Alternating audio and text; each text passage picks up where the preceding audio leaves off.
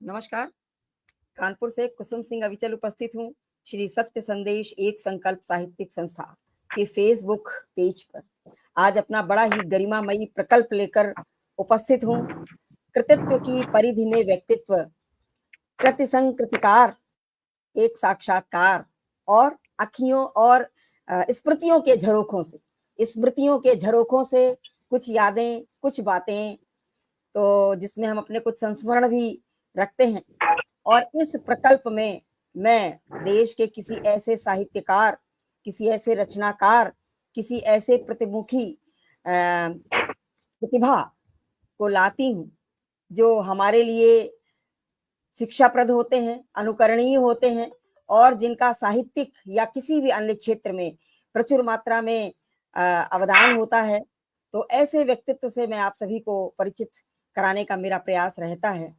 तो आज मेरी इस प्रकल्प की 101वीं कड़ी है। 100 लोगों का मैं साक्षात्कार और वार्ता संवाद मेरे मंच पर हो चुके हैं। आज 101वीं कड़ी में मैं एक ऐसे मूर्धन्य साहित्यकार को आप सबसे परिचित कराने जा रही हूँ। परिचित है वो सभी से, लेकिन जब एक साक्षात्कार होता है तो उनके व्यक्तित्व के उन पहलुओं को भी छूते हैं हम, जो अनछुए रहते हैं, जो बड़े महत्वपूर्ण होते हैं। जब कोई किसी व्यक्तित्व का, जब उसका कृतित्व इतना प्रचुर मात्रा में होता है कि वो व्यक्ति से व्यक्तित्व बन जाता है, तो ऐसे व्यक्तित्व के पूरा परिचय देना एक हमारा दायित्व भी हो जाता है और आवश्यक भी हो जाता है के लिए, साहित्य के लिए, सबके लिए। तो आज मैं एक ऐसे व्यक्तित्व को आप सभी के रूबरू कराती हूँ जो हमारी जबलपुर मध्य प्रदेश से हमारे साथ हैं। वरिष्ठ साहित्यकार हैं, साहित्य मर्मज्ञ हैं और साहित्य की कई कई विधाओं पर जिनका अपना अपना अधिकार है और साहित्य के साथ साथ कई अन्य क्षेत्रों से भी जो जुड़े हुए हैं। पत्रकारिता में भी वो अपनी दखल रखते हैं और कहानियां, बहुत श्रेष्ठ लेखक हैं। कहानियां, लघु कथाएं, समीक्षाएं, भूमिकाएं बहुत कुछ लिखी हैं। तो आज हम ऐसे श्रेष्ठ व्यक्तित्व को आप सभी के समक्ष मैं रखती हूँ और उनसे मैं उनके व्यक्तित्व के विषय में, उनके कृतित्व के विषय में मैं चर्चा करूंगी, जिससे हम सभी कुछ न कुछ सीखेंगे, कुछ न कुछ जानेंगे। तो आइए, हमारे समक्ष है आदरणीय विजय तिवारी किसलय जी। जबलपुर से आते हैं आप, तो आपका मंच पर बहुत बहुत हार्दिक स्वागत करती हूँ, अभिनंदन करती हूँ, वंदन करती हूँ। बहुत दिनों से प्रतीक्षा आपसे वार्ता की थी। आज वो घड़ी आ गई है जब आपका समय मिला और हम अपनी साहित्यिक वार्ता करेंगे और साहित्य के साथ साथ अपने जीवन के व्यक्तित्व के कुछ अन्य पहलुओं को भी छूने का प्रयास करेंगे। तो चलिए कार्यक्रम को प्रारंभ करते हैं और मैं आदरणीय विजय तिवारी किसलय जी को ही पहले आमंत्रित करती हूँ कुछ अपने शब्द कहने के लिए। वो आप सबसे प्रारंभ कीजिएगा, अपने जन्म से लेकर, अपनी प्रारंभिक शिक्षा से लेकर, अपनी जन्मभूमि, कहाँ आपका जन्म हुआ और प्रारंभिक आपका पारिवारिक जो थोड़ी सी पृष्ठभूमि हो, उसके विषय में हम जानेंगे। इसके बाद हम अपनी वार्ता को आगे बढ़ाएंगे। इसी बीच आदरणीय कन्हैयालाल शर्मा जी हमारे बीच उपस्थित हो चुके हैं। सादर प्रणाम करती हूँ, मंच पर हार्दिक अभिनंदन करती हूँ। तो आइए विजय तिवारी किसलय जी, आपका बहुत बहुत स्वागत है। सबसे पहले तो मंच से जुड़े सभी श्रोताओं को मैं प्रणाम करता हूँ, नमस्ते करता हूँ, शुभकामनाएं देता हूँ कि ऐसे एक श्री सत्य संदेश एक संकल्प एक ऐसी संस्था है, ऐसी शैक्षिक संस्था है, ऐसी साहित्य संस्था है जिसने नए नए आयाम तय किए हुए हैं। बहुत कम ऐसी संस्थाएं जो सक्रिय रूप से हैं, जो पूरे भारत नहीं बल्कि पूरे विश्व में अपने अनेक प्रकल्पों के माध्यम से साहित्य और साहित्यकार को बिल्कुल आकाश शिखर पर पहुंचा रही हैं। और ये बीच में जरूर मैं पहले यहीं से शुरू करना चाहूंगा कि विगत कुछ महीने पहले दिसंबर में हमारे आदरणीय अविचल जी ने जो कानपुर में आधे सैकड़ा से ज्यादा जो साहित्यकारों को सम्मान और गोष्ठी की थी, वो अद्वितीय थी। और केवल एक बात से मैं इसको समाप्त करना चाहूंगा कि जिस वेन्यू में ये कार्यक्रम हो रहा था, उस वेन्यू के ऑनर ने जो उन्होंने एक सेंटेंस बोला था, वो मेरे आज भी जेहन में है। उन्होंने कहा था, एक महिला, अकेली महिला ने जिस अदम्य साहस से अपनी दम पर इतना विशाल, भव्य और आदर्श ये कार्यक्रम किया है, वो मेरे लिए अद्वितीय है, प्रणम्य है। तो ऐसे जब वहाँ के ऑनर या वहाँ के आदमियों के मन में ये बात थी कि एक महिला, अब महिला तो ख़ैर सभी होती हैं, लेकिन महिला में जो जब साहस होता है तो निश्चित रूप से वो हमारे लिए प्रणम्य हो जाती हैं। मैं ऐसा कार्यक्रम किया जो सभी के ज़ेहन में कई वर्षों तक रहेगा, और ऐसे कार्यक्रम बहुत कम होते हैं। बस इसलिए मैं सबसे पहले अपनी बात उनको हृदय तल से आभार देते हुए शुरू करना चाहता हूँ। और मुझे उम्मीद है कि ऐसे ही कार्यक्रम भविष्य में होते रहेंगे। तो मैं जैसा कि आदेश हुआ है हमारी आदरणीय बहन जी का कि मैं अपने बारे में कुछ बताऊँ, तो मैं ये बताना चाहूँगा कि जबलपुर पूरे देश का लगभग सेंट्रल है। यहाँ पर एक मनेरी सेंटर है जहाँ कर्क रेखा ये मिलती है। भारत के मनोहर ग्राम कहलाता है। चंद्रशेखर जी जब प्रधानमंत्री थे वो गए थे और उन्होंने बहुल बताया था कि ये देश का सेंटर है। तो इस तरह से हृदय स्थल है। इसको संस्कार धानी विनोबा भावे जी ने घोषित किया था। यहाँ पर हम बनारस की बात करें, इलाहाबाद की बात करें, इस श्रेणी में निश्चित रूप से साहित्य के रूप में यहाँ प्रचुर साहित्य लिखा जाता है। तो मैं उस जबलपुर संस्कार धानी नाम से जो प्रसिद्ध है, मैं वहाँ का एक छोटा-सा अदना सा एक साहित्यकार हूँ। और ये बताना चाहूँगा कि मैं उस नगर का हूँ जहाँ पर सुभद्रा कुमारी चौहान, ओशो, हरिशंकर परसाई, व्यंग्य शिल्पी, पहल के कहानीकार ने अपने विराट व्यक्तित्व को सजाए हुए ज्ञान रंजन जी जहाँ के हैं। जहाँ के यदि फ़िल्म में बात करें तो प्रेमनाथ जहाँ के हैं, आदर्श श्रीवास्तव जहाँ के संगीतकार जहाँ के हैं।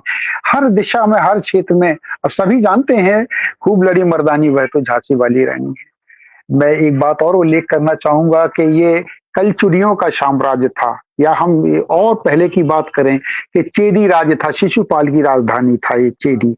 उस चेदी और जो त्रिपुरी राजधानी है कलचुड़ियों की, वाक़ई जबलपुर बहुत बड़ा शहर है, लेकिन मैं उसी त्रिपुरी का रहने वाला हूँ।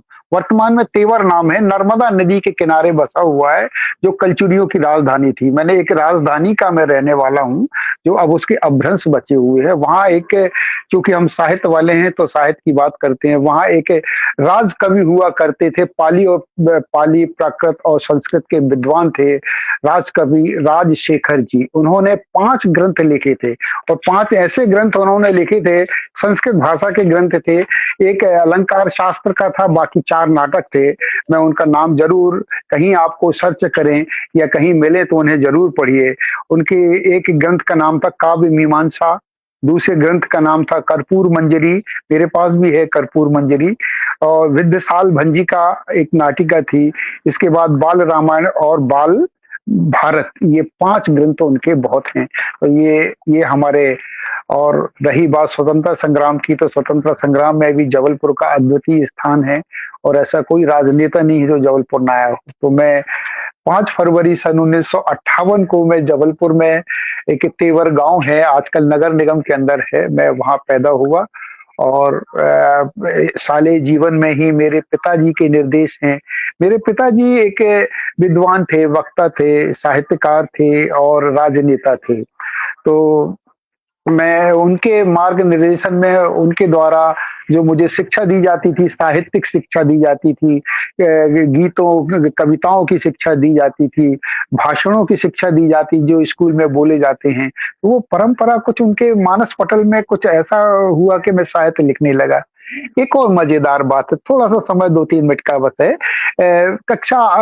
वैसे तो चौथी क्लास से मैंने लिखना शुरू किया, 8वीं क्लास की एक रचना मेरी किताब है किसलय के काव्य सुमन में, उसमें भी कक्षा 8वीं की, 12-13 साल की उम्र की है। तो मैं कक्षा 8वीं में था, तो हमारे यहाँ पर एक देश के प्रसिद्ध एक शायर थे, निहाल तांबा जी। वो मेरे क्लास टीचर थे। उनका एक गीत बहुत अच्छे तरन्नुम में गाते थे वो, मेरे प्यारे वतन तेरी धरती को झूला झुलाए गगन। तो मैंने उसकी तर्ज पर प्रभु तुझको नमन तेरे चरणों में रख दूं मैं सारा जीवन, इस तरह पैरोडी से जो जो रचनाएं लेखन शुरू हुआ, तो एक लंबा दौर हुआ और मैं लिखना मैंने शुरू कर दिया और आज इस स्थिति में हूँ कि आदरणीय बहन जी हमारी मित्र हैं, हमारे साहित्य के ग्रुप में हैं और उन्होंने बुलाया, कानपुर तक बुलाया। ये स्नेह ही है हमारे पिताजी का, हमारी संस्कार धानी का गौरव है और उसके संस्कार हैं कि मैं कवि के रूप में उन तक पहुंच पाया।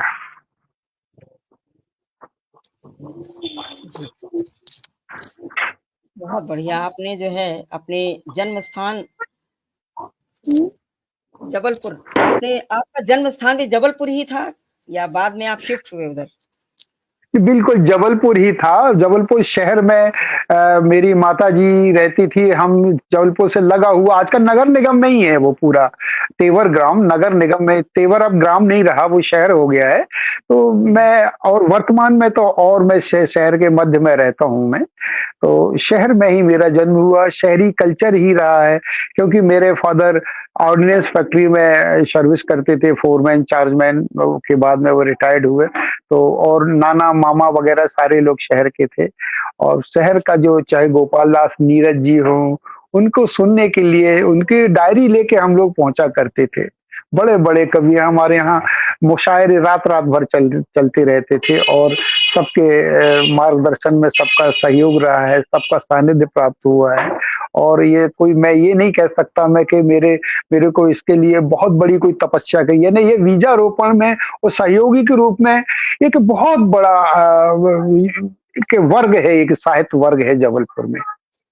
बहुत बढ़िया। जबलपुर का आपने बड़ा विस्तार से अपना परिचय दिया है।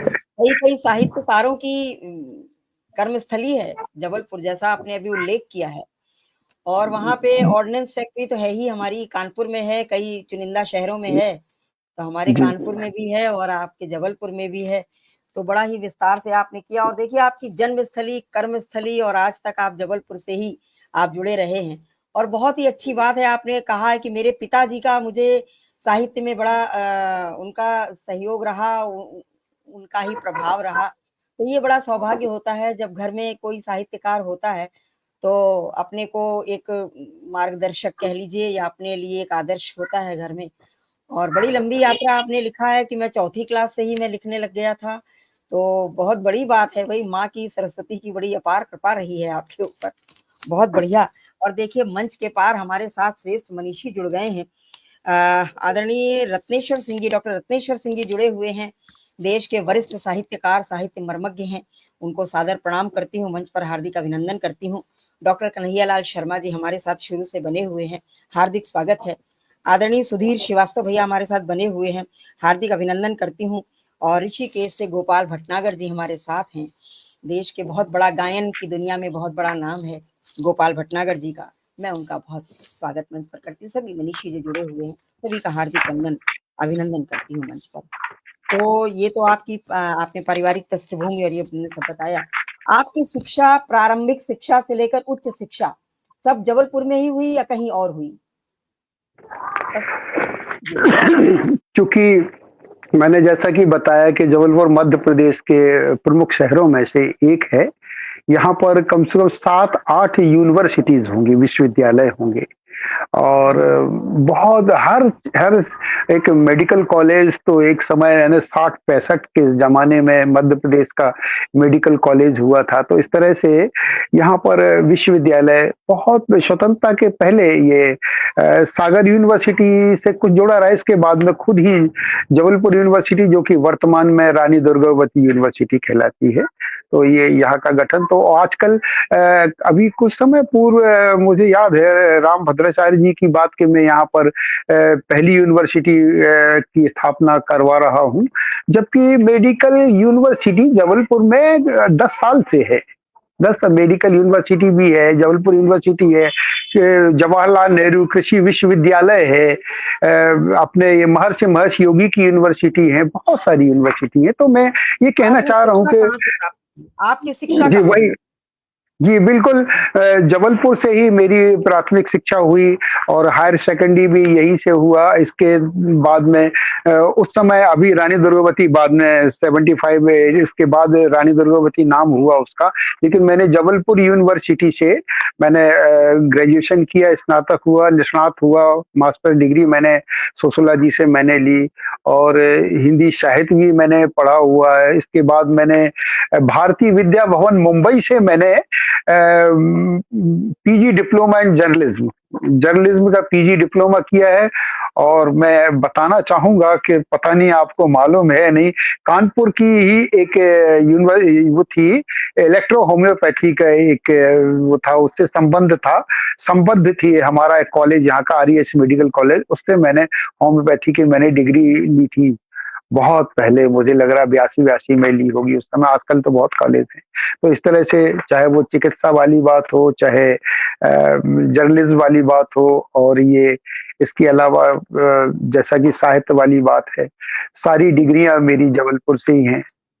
जी, तो ये आपने समाजशास्त्र से पोस्ट ग्रेजुएशन आप किए हैं, तो और इधर इलेक्ट्रो होम्योपैथी का भी किया है डिप्लोमा, पत्रकारिता का भी। तो ये इतना, ये आपको कहाँ से रुचियां होती रही? समाजशास्त्र में आप एमए किए और फिर आपने जो है आप जो है वहाँ पे लेखा कार्यालय में आप सेवारत रहे मध्य प्रदेश। बिल्कुल, विद्युत मंडल बिजली विभाग में आप लेखा विभाग में रहे और आपने इलेक्ट्रो मेडिकल, मतलब कि वो एक डॉक्टर की ही डिग्री कह सकते हैं उसमें, और इसके साथ पत्रकारिता। तो इतनी ये बहुमुखी रुचियां आपकी कैसे जागृत हुई और आपने कैसे इनको पुल ऑन किया? मतलब सर्विस में रहते हुए ये सब किया आपने या सर्विस के बाद? देखिए क्या है, मेरे जो है शुरू से ही सामाजिक कार्यों में भी रुचि थी, तो ये तो साहित्य तो बिल्कुल लगा रहा, जैसा कि मैंने पूर्व में बताया। जब मैंने ग्रेजुएशन मेरा हो गया था, लेकिन मैंने जो पोस्ट ग्रेजुएशन है मैंने सर्विस में रहते हुए किया है। और साथ में जो होम्योपैथी वाली बात है वो मैंने सर्विस के पहले की बात की है। पीजी डिप्लोमा भले ही मैंने रेगुलर किया है, लेकिन वो मैंने सर्विस में आने के बाद में की है। सर्विस में ज्यादा दूर नहीं गया मैं, शहडोल डिस्ट्रिक्ट में रहा मैं, और इसके अलावा नरसिंहपुर डिस्ट्रिक्ट होती है एक, नरसिंहपुर डिस्ट्रिक्ट और जबलपुर डिस्ट्रिक्ट, बस ये 3 जगह मैं रहा हूँ। करीब 25-26 साल। तो हेडक्वार्टर में मध्य प्रदेश का शक्ति भवन होता, मुख्यालय था, वहां पर मैं लेखा विभाग में ही रहा हूं मैं। और वहां एक मध्य प्रदेश हिंदी परिषद, मध्य प्रदेश विद्युत मंडल हिंदी परिषद हुआ करती थी, तो उसमें आखिरी समय सेवानिवृत्ति तक उससे अटैच थे, जो कि पूरा महीना का महीना यानी हिंदी मास होता था हर साल। तो उसमें हम लोगों की बहुत गतिविधियां हुआ करती थी और बिल्कुल लगे रहते थे। नई नई 2-2 3-3 प्रतियोगिताएं हम लोगों के ऊपर रहती थी, हमें चलाना है। तो इस तरह से वो साहित्य ने पीछा नहीं छोड़ा और हमने भी साहित्य का पीछा नहीं छोड़ा, सबसे बड़ी बात ये है। बिल्कुल, आपको परिवार में साहित्यिक माहौल भी मिला, इसका भी फर्क पड़ता है। तो देखिए मंच के पार हमारे साथ देश के वरिष्ठ गजलकार बाबा भोलेनाथ की धरती से आदरणीय महेंद्र नाथ तिवारी अलंकार जी की उपस्थिति है। प्रणाम करता हूँ मैं, मंच पर हार्दिक अभिनंदन करती हूँ। विनोद शंकर शुक्ला जी हमारे साथ जुड़े हैं लखनऊ से, वरिष्ठ साहित्यकार हैं, सादर प्रणाम करती हूँ, मंच पर हार्दिक अभिनंदन करती हूँ। सभी साहित्य मनीषी जो जुड़े हैं, कुछ नाम अगर ना मैं ले पाई हूँ तो मैं सभी का बहुत बहुत स्वागत वंदन अभिनंदन करती हूँ। तो एक बात किसले जी, मेरे मन में एक उत्सुकता है जानने की कि आपने अपना जो विजय तिवारी के साथ किसले नाम जो जोड़ा, ये किसले नाम किसी ने आपको दिया या आपने अपने आप जोड़ा या जोड़ने का कोई आपका कोई खास वजह है? ये इसकी बड़ी एक बहुत अच्छा लगता है। मैं जब करीब 80 वगैरह में लिखते तो मुझे एक यानी काफी मैं ऐसी थोड़ा सा वो उत्तेजक यानी राष्ट्र हित में राष्ट्र चेतना मेरे उसमें मन में थी। तो कभी पुष्प, विजय तिवारी पुष्प, कभी क्रांति करके, क्रांति उपनाम से भी मैंने लिखा है। मुझे याद है 1983 में जब मैं शहडोल के अनूपपुर में था, तो उस वक्त मेरी क्रांति नाम से मेरी रचनाएं पब्लिश हुआ करती थी। लेकिन जब अनूपपुर की बात करें हम या जबलपुर की बात करें, तो जब साहित्यकारों के बीच में जुड़ा तो बोले यार क्रांति शब्द ऐसा नहीं है, वो एकदम से वो एकांकी टाइप का हो जाता है कि क्रांति की कुछ ऐसा लिखें जो जो आपका स्वभाव है। तो ऐसे बहुत सारे, तो मुझे निश्चित रूप से तुलसीदास जी का सुंदरकांड की एक अर्धाली है, चौपाई की 2 पंक्तियाँ हैं। नूतन किसलय अनल समाना देहि अगनि जन करऊ निदाना। जब अशोक वाटिका में सीता जी रहती हैं और हनुमान जी पेड़ के ऊपर चढ़े रहते हैं और वो आन काट रत चिता बनाई मात अनल पुनि देह लगाई, वो अशोक से मांगती है, अशोक वृक्ष से बोलती है कि मेरे को ये आग दे दीजिए, मेरे को आग दे दीजिए जिससे मैं अपना निदान कर सकूं। तो वो अंगूठी गिराती हैं, नूतन किसलय अनल समाना करके बोलती हैं। तो वो जो किसलय KISLAY, जबकि उसका शुद्ध जो, चूंकि ये अवधि भाषा है, शुद्ध हिंदी में किसलय होता है, SH होता है, और तुलसीदास जी ने किस लिखा हुआ, किसलय। तो वो शब्द लोगों ने, मेरे साथ वालों ने बोला, इसके कोई सीधे गुरु दक्षिणा इस तरह से कोई नहीं हुआ। लोग वहाँ बोले ये बहुत अच्छा नाम है, इसका उपयोग किया करें आप। ये तो वो नाम तो वाकई किसलय बहुत सब, अच्छा है, हाँ किसलय हाँ नाम तो हाँ, बहुत अच्छा। किसलय लेकिन यानी अब वो कौपले। बोलचाल में, जी, बोलचाल में शाह ये कोई नहीं बोलता, किशलय नहीं बोलता, किसलय ही चलता है। अब ये हाँ, तत्सम है या तुलसी तद्भव है ये नहीं पता, लेकिन किसलय ही तद्भव, चलता है। तद्भव हुँ, है, तुलसीदास जी की अवधि रामायण में किसलय है। तो वो हुँ, एक्चुअल में शुद्ध नाम में किसलय है। तो ये है, तो मुझे, मैं चूंकि वाकई आपने भी मेरे को देखा होगा, वो किसलय में जो नूतन यानी जो नवीन जो कोपलें होती हैं, वाकई मुलायम होती हैं, बहुत नाजुक होती हैं और सबसे ऊपर ही रहती है, टॉप पर रहती हैं वो। तो वो कोमलता मेरे में हूँ जरूर, मैं थोड़ा सा सिद्धांतवादी, लेकिन कोमलता वो एक पराकाष्ठा होती है, उसके बाद फिर वो कठोरता आ जाती है। और मेरे में कोमलता है, मैं जानबूझ के बोलता हूँ मैं कि कोमलता है, वो किसलिए मेरे लिए बिल्कुल फिट है। बढ़िया, बहुत अच्छी बात है।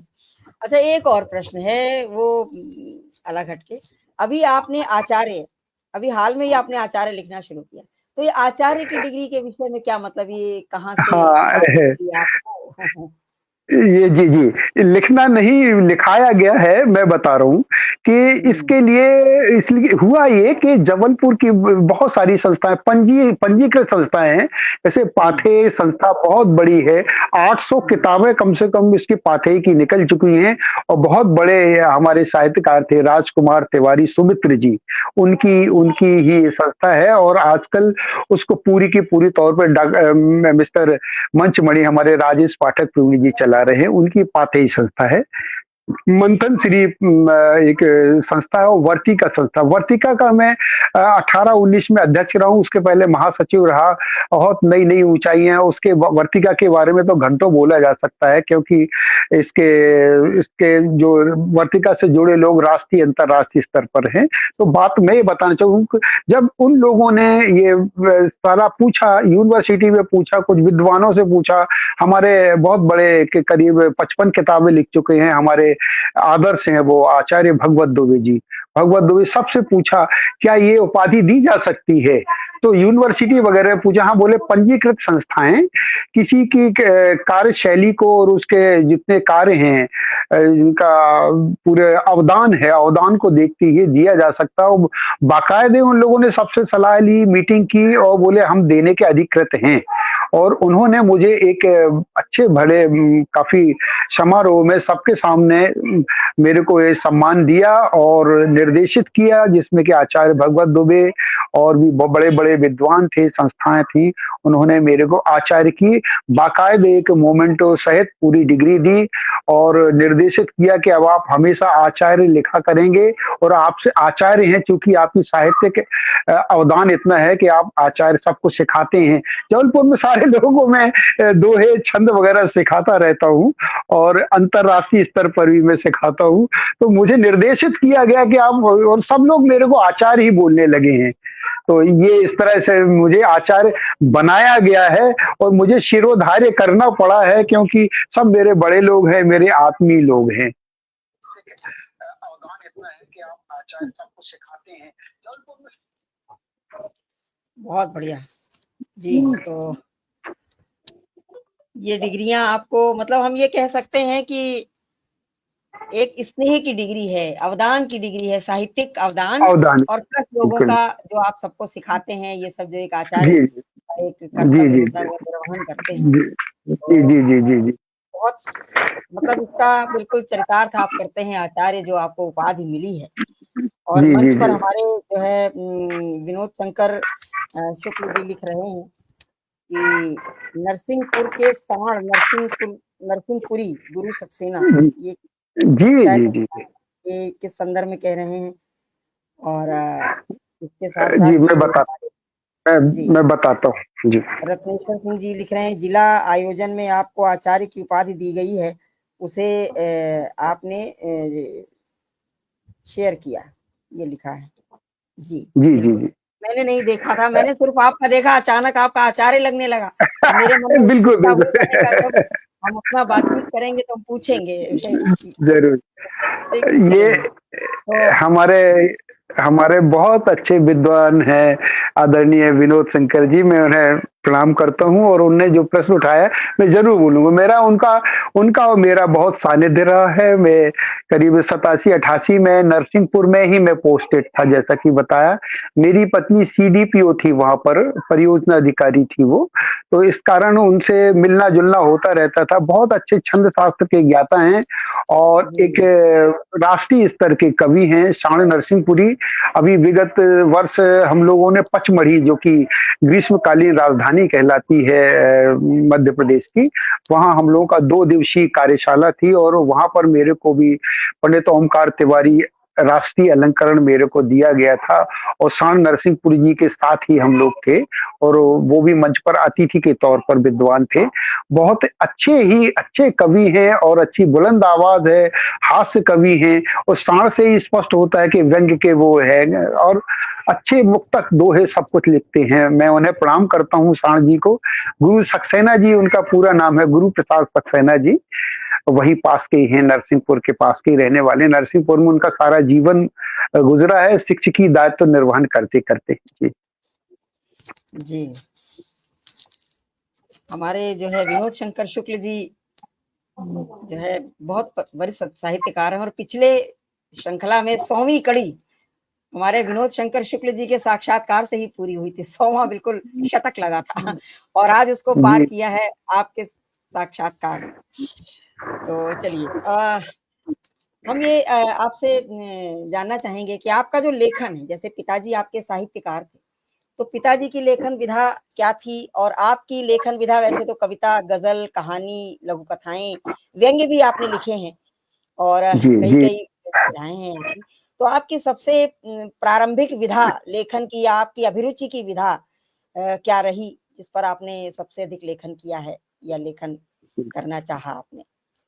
बिल्कुल मेरे पिताजी एक तो बताया जैसा कि करीब 5-6 फैक्ट्रियाँ हैं यहाँ पर, आयुध निर्माणी है, व्हीकल फैक्ट्रीज़ है, सेंट्रल ऑर्डिनेंस डिपो है, जीसीएफए गन कैरेज फैक्ट्री है, बहुत सारा बहुत बड़ा हमारा आयुध का क्षेत्र है जबलपुर।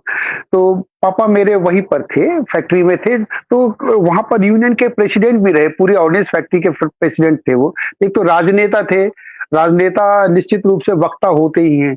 उनका वक्तव्य मेरे को वो भाषण वगैरह लिख के दिया करते थे स्कूल में बोलने के लिए।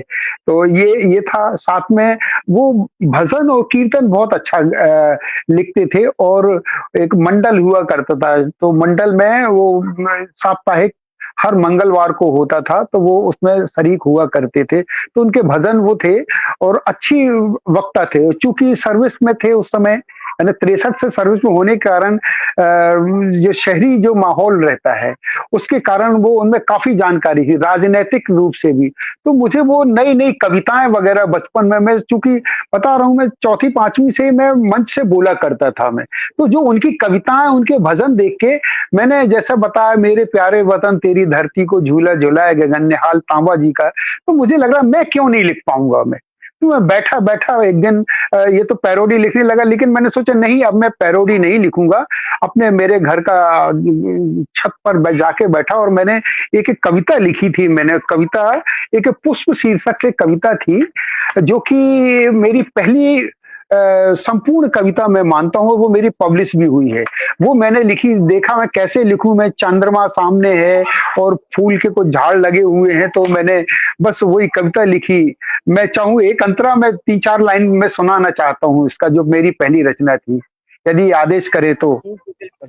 देखिए, रत्नेश्वर जी। सिंह जी लिख रहे हैं कि उनकी पहली काव्य कृति सूखे पत्तों की पीड़ा की भूमिका भी आपने लिखी। तो अभी उस ये मेरी मेरी खुशकिस्मती है कि इतने विद्वान पुरुष ने मेरे को ये भूमिका के लिए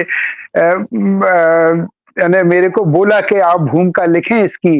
और उसके पीछे भी उनका मेरे प्रति और मेरा उनके प्रति स्नेह ही कहेंगे। हम दोनों इतने रूप से आंतरिक रूप से जुड़े हुए हैं कि और दोनों का जन्म भी 5 फरवरी को ही हुआ है।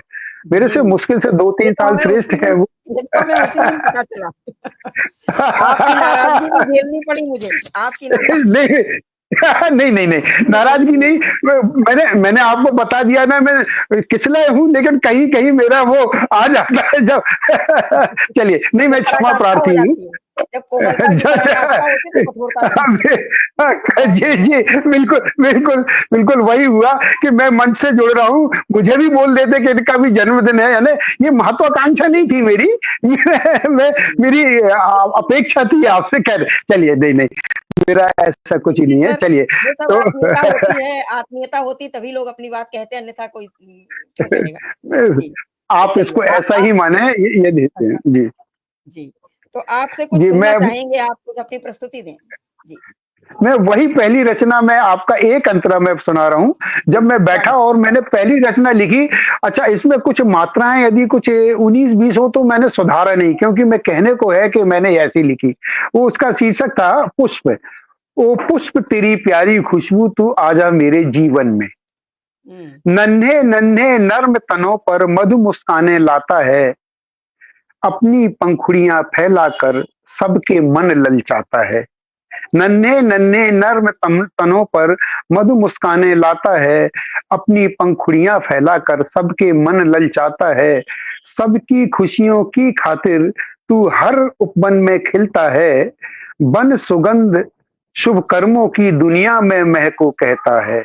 बन सुगंध शुभ कर्मों की दुनिया में महको कहता है, यही बने उद्देश्य सभी का, यही ध्येय अंतर मन में, ओ पुष्प तेरी प्यारी खुशबू तू आ जा मेरे जीवन में। इस तरह और अंतरे हैं इसके 1-2। बहुत तो बढ़िया। ये रचना थी मेरी। तो इसके बाद ऐसा लगा कि मैं कुछ लिख पाता हूँ। जब मैंने अपने अग्रज वगैरह साथ वालों को दिखाया, वरिष्ठ लोगों को, बोले नहीं, नहीं लिखो, आप लिखो, लिखते, लिखते रहना, आप ज़रूर बनो। तो आपके एक प्रश्न था कि आपकी प्रिय विधा, अभी तक अभी भी मैं बोलूँगा कम से कम 80% मेरा काव्य लेखन ही है। इसके अतिरिक्त कविता के बाद में मेरा कहानियाँ आती हैं, लघु कथाएँ आती हैं, गज़ल आती हैं और साथ में मैंने कम से कम भूमिकाएँ और समीक्षाएँ मिला के कम से कम 200 भूमिकाएँ और समीक्षाएँ मैं लिख चुका होऊँगा। और व्यंग्य लेखन, चूँकि मैं व्यंगम का भी मैं प्रारंभिक सदस्य हूँ मैं, तो प्रतिमाह व्यंगम की गोष्ठी होती है कानपुर से। अभी वो खरे साहब डेथ हुई है शायद, इनकी ध्यान नहीं आ रहा मेरा नाम उनका। बहुत अच्छे साहित्यकार जिनका अट्टहास जो पत्रिका निकाला करते थे। लखनऊ खरे से हैं साहब शायद वो। लखनऊ से जी, कानपुर खरे से? जी। अच्छा, लखनऊ कानपुर से से होंगे। तो हाँ, नहीं तो है कोई खरे से। जी, तो अट्टहास पत्रिका, तो वो व्यंगम में मेरे को अट्टहास सम्मान भी मेरे को मिला है। तो ये व्यंगम की हर माह गोष्ठी होती। कहानी मंच हम लोगों ने 97 में स्थापना की थी, उसका मैं फाउंडर सदस्य हूँ मैं। तो उसमें हर माह उसकी एक कवि, एक कहानीकार कहानी पढ़ता था और 10-20 उसके कहानीकार उसके समीक्षा किया करते थे। तो कहानी मंच, मध्य प्रदेश लेखक संघ जबलपुर एकांश, उसका भी मैं फाउंडर हूँ जबलपुर से। इस तरह से ये लिखते हुए, तो चाहे भले ही वो लघु कथाएँ हों, कहानी हो, भूमिकाएँ हों, एडिटोरियल मैंने बहुत पहले से लिखना शुरू किए हैं। सभी पेपरों में जबलपुर के, बल्कि इंदौर से नई नई दुनिया का मुख्यालय हुआ करता था, तो जबलपुर की नई दुनिया में मेरे बहुत सारे हैं, देशबंधु हैं, स्वतंत्र मत हैं, बहुत सारे अखबार हैं, जहाँ मेरे आलेख छप रहे हैं, छपा करते थे। और बड़ी खुशी की बात, यहाँ मैं मेरे बहुत सारे साथी हैं, जिन्हें मालूम नहीं है।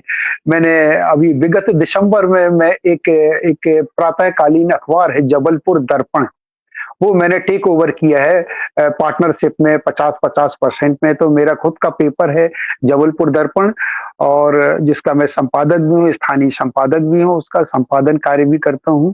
तो इस तरह से जो मैंने पत्रकारिता का जो डिप्लोमा प्राप्त किया था, पोस्ट डिप्लोमा प्राप्त किया था, वो भी अब मेरे काम आ रहा है। तो इस तरह से मैं ये कहूँ कि मैं बेसिकली मैं कवि हूँ और कवि ही रहना चाहता हूँ मैं। जी। जी, बहुत बढ़िया पंक्तियां जो किसी गीत की आपने पढ़ी। पुष्प शब्द जो आया, जो आप पहले अपने नाम के आगे लगाया करते थे, पुष्प। तो बड़ी कोमल भाव ये की सब पंक्तियां आपकी। निसंदेह गीत इसी बिल्कुल। को कहते हैं जिसकी जी, भावनाएं जी, ऐसी कोमल होती हैं। बहुत प्यारा गीत था।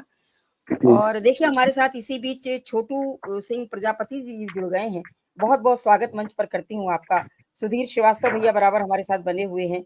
और देखिए महेंद्र नाथ तिवारी अलंकार जी कह रहे हैं, सौभाग्य से किसले जी ने मेरे गीत संग्रह रस रुद्राक्ष रसाला गीत गीत रसाला रसाल। की भी बहुत ही श्रेष्ठ भूमिका लिखी है। तो चलिए आपकी इस उस पर आते हैं कि आपने तमाम, अभी आपने संख्या भी गिनाई कि आपने सैकड़ों पुस्तकों की भूमिकाएं और समीक्षाएं लिखी हैं। समीक्षा। जी, तो जी। उनमें कुछ मुख्य मुख्य आप उद्धृत की हम जानना चाहेंगे कि आपने दो नाम तो हमारे सामने ही आ गए जो देश के बहुत बड़े नाम हैं, डॉक्टर रत्नेश्वर सिंह जी और महेंद्र नाथ तिवारी अलंकार जी। आपने जी, और जो जी। है कहाँ कहाँ इस क्षेत्र में आपने किया है आपने? ज़रूर, ज़रूर, ज़रूर, ज़रूर। मैंने समीक्षा के तौर पर समीक्षाएँ की बात करूँ मैं, तो राहुल सांस्कृत्यायन जी, लीलाधर मंडलोई जी ज्ञानपीठ पुरस्कार के, और बात करें तो कनाडा से हैं एक समीर लाल जी हैं। जबलपुर से अभी बात आई है हमारी शकुंतला बहन जी, उनके उसमें कुछ मैंने लिखा हुआ था। इसके और भी जबलपुर के तो बहुत सारे, एक है विजय वागरी हैं, अभी-अभी जस्ट 3 दिन पहले उनकी उसकी मैंने भूमिका लिखी। तो इन्हें इतने लोगों की भूमिका लिखी है, जबलपुर के तो अधिकतर लोगों की मैंने भूमिका लिखी है।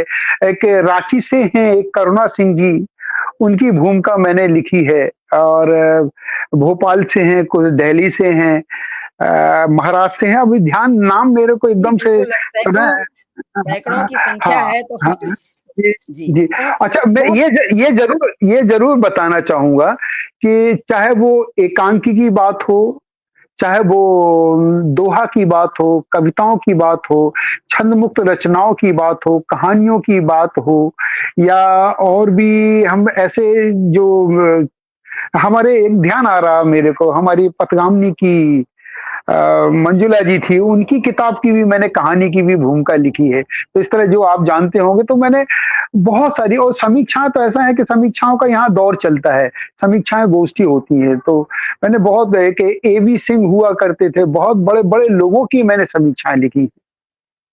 जी। बहुत बड़ा काम होता है समीक्षाएं लिखना या जी, भूमिका लिखना। जी, तो ज़रूर, जबकि ज़रूर, हमारे ज़रूर। डॉक्टर रत्नेश्वर सिंह जी ने भी कई पुस्तकों की भूमिकाएं बिल्कुल, लिखी हैं और समीक्षाएं लिखी, और मुझे भी ये सौभाग्य प्राप्त हुआ है। अभी आप से ज़रूर नहीं नहीं। मुझे वो सौभाग्य नहीं जी, मिला। लेकिन डॉक्टर जी, रत्नेश्वर जी। सिंह जी ने अभी मेरी हाल में लोकार्पण होने जा रहा है अंतर्नाद मेरी पुस्तक, उसकी बहुत ही शानदार क्या बात भूमिका है! लिखी है। और पिछले वर्ष जो मेरी एक किताब एक समंदर मेरे अंदर, उसकी उन्होंने जी, समीक्षा, जी। तो वो भी बहुत बड़े समीक्षक हैं। और आप देखिए आपको उनकी पुस्तक की समीक्षा लिखने का अवसर मिला, मतलब जी, तो जी, ये जी। आपके लिए भी बहुत बड़ी बात है। तो जी, जी।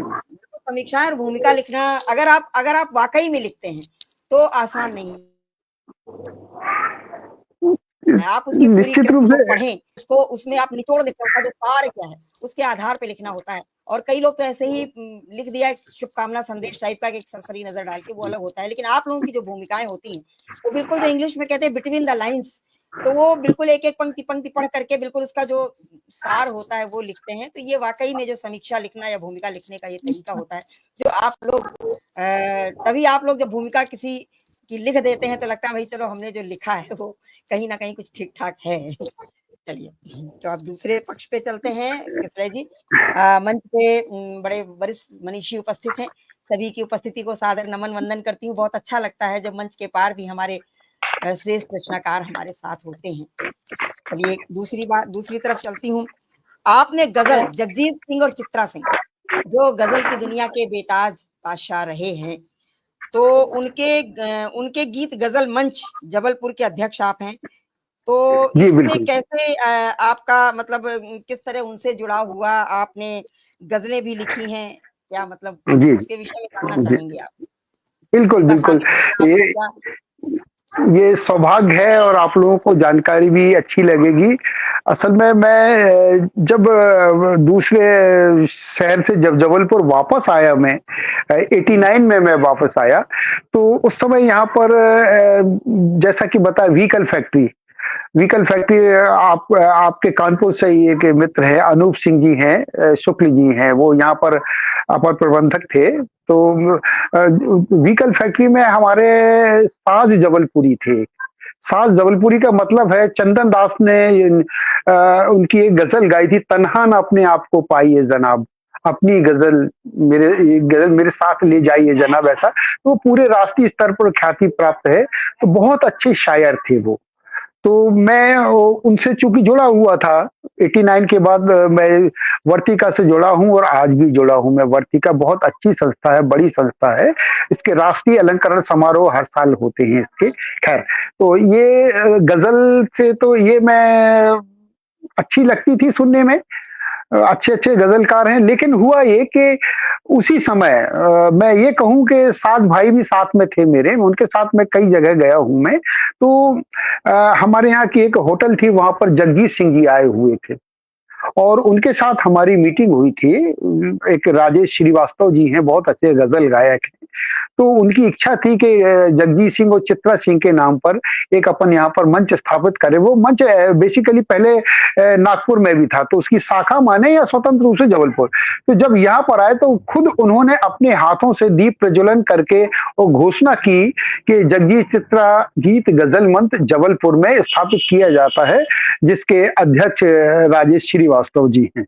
तो और मैं भी उसमें था, सक्रिय रूप से मैं भी शामिल था और बहुत सारे कार्यक्रम होते थे। इसके बाद में जब चुनाव हुए तो मेरे को अध्यक्ष बनाया है, तो मैं अध्यक्ष हूँ और साल में 2-4 कार्यक्रम उनके जन्म दिवस पर, पुण्यतिथि पर, या जब भी कोई ऐसे कार्यक्रम होते हैं तो गजलों का कार्यक्रम होता है। इस तरह मेरा गजल से लगाव, और गजल से लगाव का ही मतलब है कि कुछ गजलें लिखी इसीलिए, या कुछ जुड़ा इसीलिए लगाव है उसमें। तो गजल तो अपने आप में एक अद्भुत विधा है। जी। कोई गजल आपने लिखी हो तो उसके कुछ 2-4 शेर हो जाएं आपके। जरूर मैं सुनाता हूँ। मैं बस 2 शेर सुनाता हूँ, 2 रचनाओं के सुनाता हूँ। बहुत पहले एक गजल लिखी थी और उस गजल पर एक सन 1965 से लेके 82 तक एक शताब्दी पत्रिका निकलती थी जबलपुर से। ओमकार ठाकुर जी निकाला करते थे, जिसमें चाहे हरिवंश राय बच्चन जी हों, चाहे रजनीश चंद्र जी ओशो हों, पूरे भारत के लोगों की उसमें रचनाएं छपा करती थी। तो वो मेरे मित्र थे। जब मैंने लिखा ये कि झूठ के मोती पिरोते आदमी, तब उन्होंने मेरे से पूछा तुमने झूठ को मोती क्यों बोला? तो बस उनको बताया कि मोती चमकीला, तो उन्होंने उसको डिस्क्राइब किया कि तिवारी जी, आपने इतना बढ़िया लिखा है कि जो झूठ हमेशा आडंबर वाला होता है और चमकदार होता है। कोई जितनी चमकदार चीज होती है वो झूठ। तो उनमें वो गजल मैंने लिखी थी, उसके दो अंतरे सुनाता हूं मैं, 2 शेर सुनाता हूं। झूठ के मोती पिरोते आदमी, मतलबी से आज होते आदमी। फिर है कि प्रेम की गंगा नहा लेते अगर, प्रेम की गंगा नहा लेते अगर, पाप की गठरी न ढोते आदमी। और एक और बड़ी अच्छी उसका शेर है कि काश इंसानी जुबां होती मधुर, काश इंसानी जुबां होती मधुर, आंख ना अपनी भिगोते आदमी। इस तरह से ये गजल के 2 शेर। एक और गजल देखें कि जैसा कि अभी बताया किसलय, मैं सीधे उसका मक्ता ही पढ़ देता हूं कि नम्र किसलय की जग में ये पहचान है, नम्र किसलय की जग में ये पहचान है, मैं शिखर पर ही उगता रहूंगा सदा, मैं सुमन हूँ महकता रहूंगा सदा, रंग खुशियों के भरता रहूंगा सदा। इस तरह से मेरी ये गजल है। और एक और एक मिसरा सुनाता हूँ कि अ, ये तेरा मेरा मेल नहीं है, मैं अंधियारा उजली तुम। तेरा मेरा मेल नहीं है, मैं अंधियारा उजली तुम है देखता ये जग सारा, मुझसे दूरी रखता है, तुमसे मिलना इस दुनिया में नामुमकिन सा लगता है, दरिया के दो साहिल जैसा मंजर मुझको दिखता है। इस तरह से मेरी गजलें हैं रंजीत। बहुत ही उम्दा गजलें आपकी। जी। तो चलिए, बहुत ये विधा भी, गजल विधा भी अपने में अद्भुत ही होती है। रूहानी, रोमानी गजल, बहुत अच्छी गजल आपने लिखी। और इसी बीच पूनम श्रीवास्तव जी हमारे साथ जुड़ गई हैं, हार्दिक स्वागत करती हूँ। और सभी मनीषी हमारे साथ बराबर जुड़े हुए, सभी का हार्दिक अभिनंदन करती हूँ। किसले जी, आपने नित नमन माँ नर्मदे नर्मदाष्टक का ऑडियो वीडियो जारी किया, तो ये इसके बिल्कुल। विषय में कुछ जानना चाहेंगे हम। बहुत नर्मदा ये मेरे मेरे जीवन का इतनी बड़ी उपलब्धि है जिसका कुछ कहा नहीं जा सकता। और इस पर हमारे जो महाकवि हैं, दधीचि महाकाव्य के रचयिता आचार्य भगवत दुबे, इन्होंने, उनका एक शब्द मेरे लिए किसी नोबेल या भारत रत्न से कम नहीं है। वो अक्सर कहते हैं कि विजय, बोले, मैंने इतना सारा साहित्य लिखा है, मैंने भी नर्मदा जी का उनके ऊपर लिखा है, गीत लिखा है, लेकिन तुम्हें इस गीत को लिखने पर जो प्रसिद्धि हासिल हुई है, बोले वो मेरे को नहीं मिल पाई। तो ये मेरे लिए उपलब्धि है। और इसके बारे में मैं एक एक चीज जरूर बताना चाहूंगा कि जब मैं इस गीत को लिख रहा था तो उस वक्त मैंने नर्मदा जी के बारे में कम जानता था। मैं नर्मदा जी के और मैंने उसका एक अंतरा लिखा हुआ था, उस अंतरे को मैं जरूर सुनाना चाहूंगा, उसके बाद मैं बताता हूँ। उसके बारे में मैं बताना चाहूंगा। वो लास्ट वाला उसका एक अंतरा है उसका कि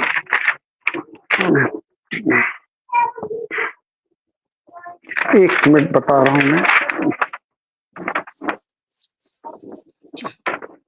रत्नेश्वर जी जो हैं कि जी, छोटी बहन जी। की एक गजल सुना दीजिए। जी, जैसा बोले आप।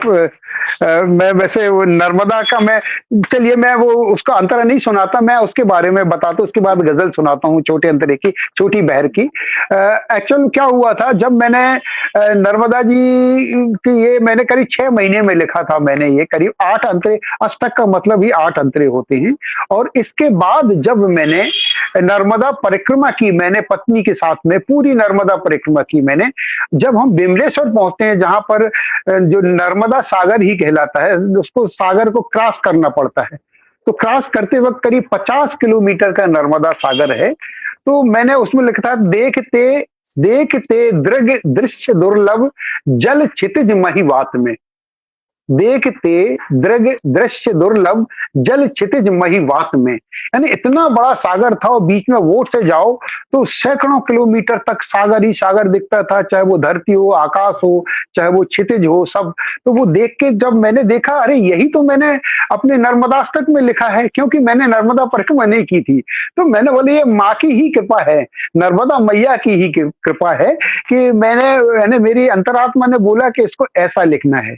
और वाकई नर्मदा श्रेष्ठ है, भले ही नर्मदा ज्येष्ठ है, भले ही गंगा जी श्रेष्ठ है। मैंने इन दोनों नदियों को माना गया है और दोनों का महाभारत नर्मदा पुराण में उल्लेख है। तो इस तरह से नर्मदा की, सब एक ही नदी है जिसकी परिक्रमा की जाती है। आप यदि बस से जाना चाहें तो मुश्किल से 18 दिन लगते हैं। और यदि हमारे जो भी श्रोता है, यदि वो सुन रहे हैं, तो यदि वो जाना चाहते हैं तो मैं उनके साथ चलने के लिए तैयार जी। चलिए, तो रत्नेश्वर जी की जो मांग है वो आप जो है उनकी जो सुनना चाहते हैं आपसे, ये छोटे बहर की गजल, तो एक छोटी सी आप ये सुना दीजिए उसके कुछ शेर या कुछ। हाँ, बस अभी मैं सबसे छोटी बहर की एक है, वो वही जो मैंने सुनाई वो सबसे छोटी बहर की, उसके 1-2 शेर और सुना दे रहा हूँ जी, मैं बहुत कि सत्य की सबने सुनी होती सदा, आज सुख संपन्न होते आदमी। हुँ, आप हम रखते इरादे, तहत नहीं पढ़ता हूँ मैं, तरन्नुम में नहीं पढ़ पाता मैं। आप हम जी, रखते इरादे नेक गर, गैर की इज्जत न ढोते आदमी। काश सूलों की चुभन को जानते, काश शूलों की चुभन को जानते, राह में कांटे न बोते आदमी। झांक कर अपना गिरेबां देखते, ओढ़ बेशर्मी न सोते आदमी। क्या बात है! हाँ, और बहुत है जानते सदकर्म की गर खूबियां, वक्त को यूं ही न खोते आदमी, वक्त को यूं ही न खोते आदमी, झूठ के मोती रोते आदमी, मतलबी से आज होते आदमी। बहुत तो सुंदर, ये मतलबी निश्चित से याद जी, होते हैं। बहुत सुंदर, सार्थक बिल्कुल जी, आपकी गज़ल। और इसी बीच हमारे साथ अभिलाषा श्रीवास्तव अनुभूति जी जुड़ गई हैं। बहुत जी, सुमधुर कवित्री जी, हैं हमारी भोपाल से। बहुत-बहुत स्वागत जी, करती हूँ आपका मंच पर हार्दिक अभिनंदन करती हूँ और सभी श्रेष्ठ मनीषी बराबर हमारे साथ बने हुए हैं। सभी का स्वागत, वंदन, अभिनंदन करती हूँ मंच पर। तो किसले जी एक हिंदी काव्य धारा की एक दुर्लभ काव्य विधा है, आद्याक्षरी। इसमें लगातार आपका लेखन है। तो ये आद्याक्षरी विधा इसके विषय में कुछ जानना चाहेंगे? बिल्कुल।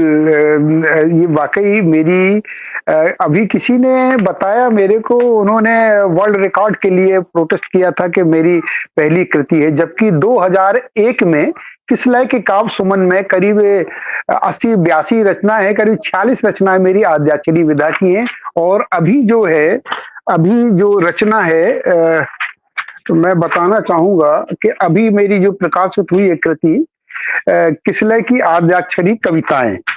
किसलय की आद्याक्षरी कविताएँ, मैं ये अब दिखाना चाह रहा हूँ, ये है किसलय की आद्याक्षरी कविताएँ। ये मेरी जो किताब है पूरी की पूरी आद्याक्षरी की है।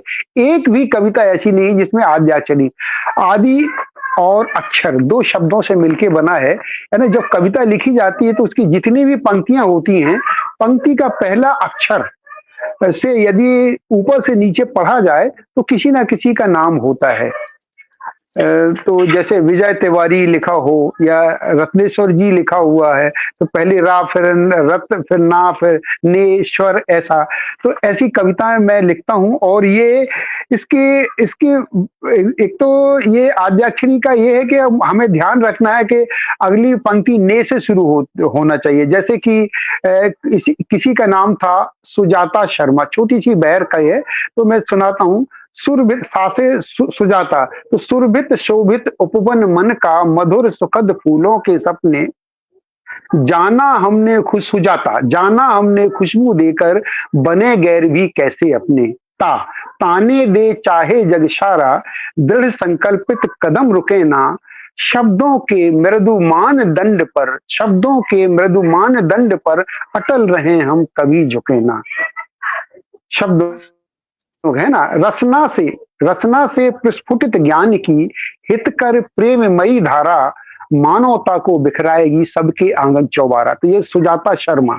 तो आप देखिए, यदि मैं नहीं बताता कि सुजाता लिखा हुआ है, तब भी आपके दिमाग में एक पूरा खाका खुल जाता है कि मानवता क्या होती है। तो हमें भावार्थ भी ध्यान रखना है, हमको छंद का भी ध्यान रखना है। और छंद के साथ साथ एक अलग क्लिष्ट बात होती है कि हमें पहले अक्षर में किस शब्द से, उस शब्द में वो अक्षर है, उससे भी कविता शुरू हो। इस तरह से। और बात ये है कि इस लिखने का एक मकसद ये भी होता है कि यदि आदरणीय अविचल जी का जन्मदिन हो और जन्मदिन पर उनके नाम से मैं ये एक कविता लिख के भेजूं, तो उनकी भी खुशी बहुत होगी, अरे मेरे नाम की कविता है। तो अक्सर मैं ये किसी को गिफ्ट के तौर पर अपनी इस तरह की रचनाएं मैं देता रहा हूँ, जिसके कारण इतनी सारी रचनाएं हो जाती हैं। बहुत सुंदर, मतलब एक अलग तरह की विधा है और अपने में क्लिष्ट है। आसान नहीं है क्लिष्ट उस पर है। लिखना, बिल्कुल आपको नाम से जुड़े रहना है, मतलब उसको पूरा मतलब हाँ, आदि से लेकर और अंत तक आद्याक्षरी। और तो मात्राएं भी आदि बराबर होना अक्षर मतलब चाहिए। पहले अक्षर से जी, बहुत बहुत एक अलग तरह की विधा है। वही मुझे एक उत्सुकता थी कि इस विधा के बारे में आपसे जानने की। और मंच पर जरूर। देखिए हमारे और वरिष्ठ रचनाकार उपस्थित हैं। मैं स्वागत कर लेती हूँ सबका। मुकेश प्रजापति जी की उपस्थिति है, हार्दिक स्वागत करती हूँ। विजय लक्ष्मी जी आदरणीय उपस्थित हैं, बहुत-बहुत स्वागत करती हूँ। ये कम से कम मैं तो जानता हूँ। अच्छा, रत्नेश्वर जी आपने जो अभी कहा हम उसमें पढ़ते हैं, तहत में पढ़ते हैं, तो लिख रहे हैं तरन्नुम में आप पढ़ते हैं, ये कम से कम मैं जानता हूँ। चलिए, और जी इसके साथ गीतकार मनोहर मधुकर जी जुड़े हुए हैं, बहुत वरिष्ठ गीतकार हैं, सादर अरे प्रणाम वाह, करती हूँ। जी और जी वाह। जी, आदरणीय कांति श्रीवास्तव जी जुड़ी हैं, सादर प्रणाम करती हूँ, स्वागत करती हूँ। और हमारे साथ सभी मनीषी जुड़े हुए हैं, बहुत-बहुत स्वागत है। और अलंकार जी लिख रहे हैं कि कभी जो है आप बनाइए यात्रा का, ऐसा कुछ उनकी मुझे कमेंट दिखा था, आपने जो नर्मदे की बात की थी। जी तो जी जी जी। बहुत अच्छा है जी, बिल्कुल बनाएँगे। और रत्नेश्वर सिंह जी पंक्तियाँ कोट कर रहे हैं, क्या छुपाए क्या दिखाए आदमी, अब खुदा के पास जाए आदमी। उनके एक गीत की बहुत सुंदर पंक्तियाँ हैं। और कोठरी कज्जल की दूरियाँ हैं रतन, कोठरी काजल की दूरियाँ हैं रतन, कोठरी काजल की दुनिया है रतन। और कब तलक काम दामन बचाए आदमी, कब तलक दामन बचाए। ये उनकी बहुत सुंदर पंक्तियाँ हैं, उनके गीत की वो कोट की हैं आपके ही संदर्भ में किसी तो जो है बड़ा हमारे सभी मनीषी जो हैं बिल्कुल हमारे वार्ता में परोक्ष रूप से शामिल हैं, तो बहुत अच्छा लगता है। चलिए अब बात को आगे बढ़ाते हैं। अ, आपने लघु कथाएँ, लेख, व्यंग्य भी लिखे हैं, स्वतंत्र पत्रकारिता भी। जी तो जी। आपने पत्रकारिता के विषय में जानना चाहेंगे। पत्रकारिता आपने कैसी की है? दैनिक पत्र, साप्ताहिक पत्र या किन-किन पत्र-पत्रिकाओं में की है? और या स्तंभ लिखे हैं आपने? किसी प्लेटफ़ॉर्म पे आपने क्या किया है? इसके विषय में जानना चाहेंगे। बिल्कुल, मैं एक्चुअल में मैं फ्रीलांस पत्रकार ही रहा हूँ, जर्नलिस्ट रहा हूँ मैं शुरू से। और चूँकि सर्विस में रहने के कारण ये एक साथ नियमित रूप से रहना बड़ा मुश्किल रहता है, बाहर भी रहा हूँ मैं। और स्वतंत्र लेखन में क्या होता है कि ऑन डिमांड की बात करें हम, ऑन डिमांड या फिर अपने मन से भेजना। मैं तो इतना खुशनसीब हूँ मैं कि मेरे को ऑफ़िस में रहते हुए एक फ़ोन आता था इंदौर से या कहीं से फ़ोन आता था कि विजय भाई ये घटना घट गई है, इस पर आपको अदबीच या ऐसे कुछ जो स्तंभ रहते हैं, आप जाके मेरे को 1 घंटे के अंदर दीजिए। मैंने कहा कैसे लिखूँगा भाई 1 घंटे में? बोले तुम जो भी रफ़ भी है, आप रफ़ लिख के मेरे को व्हाट्सएप कर दीजिएगा या मेरे को भेज दीजिए उसको, हम उसको तुरंत टाइप करा दें। 8 बजे तक मेरे को चाहिए, 6 बजे वापस जाता था, टाइप करके लिख के पूरी बना के वो मैसेज देता था। तो इस तरह मेरा जो स्तंभ वगैरह है, स्तंभ तो शुरू से ही थे। और एडिटोरियल की बात आए, जो संपादकीय जो तीसरा पेज रहता है या 5वां पेज रहता है, चौथा पेज रहता है, इस तरह के स्तंभ लेखन में मेरे को हमेशा बोला जाता था कि ये दीपावली आ रही है या स्वतंत्रता दिवस आ रहा है, कोई अच्छा कोई गणतंत्र दिवस आ रहा है, इस पर आप एक बड़ा आलेख लिखें। तो उसके टाइम उसके लिमिटेशंस रहता है शब्दों का, 1500 शब्द लिखना, 1200 शब्द लिखना, 2000 शब्द लिखना। तो वो बल्कि काउंट किए, काउंटर हमारे पास रहते हैं वो, तो काउंट करके वो देखना पड़ता है कि लगभग इतने शब्द हैं नहीं। तो मैंने जब भी मेरे को बोला गया है, यहाँ के संपादकों के द्वारा, पत्रकारों के द्वारा मेरे को बोला गया है, मैंने और कर्तव्य निष्ठा के साथ में समय की माँग जैसी रहती है, नियमितता बहुत ज़रूरी है।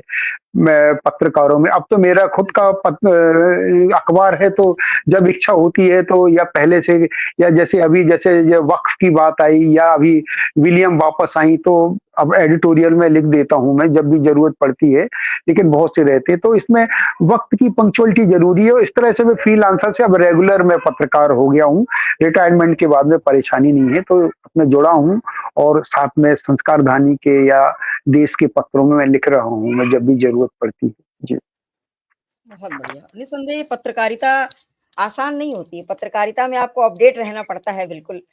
और मतलब समाज और देश में क्या हो रहा है, उस पर अपनी बड़ी तीखी दृष्टि, पैनी तीक्ष्ण नज़र। दृष्टि, जी, सूक्ष्म दृष्टि रखनी जी, पड़ती है। क्योंकि जी। पत्रकारिता मीडिया जो है बड़ी ज़िम्मेदारी वाला क्षेत्र है।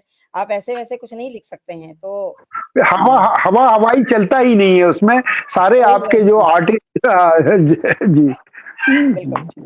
तो वो क्षेत्र कठिन क्षेत्र है, आसान क्षेत्र नहीं है।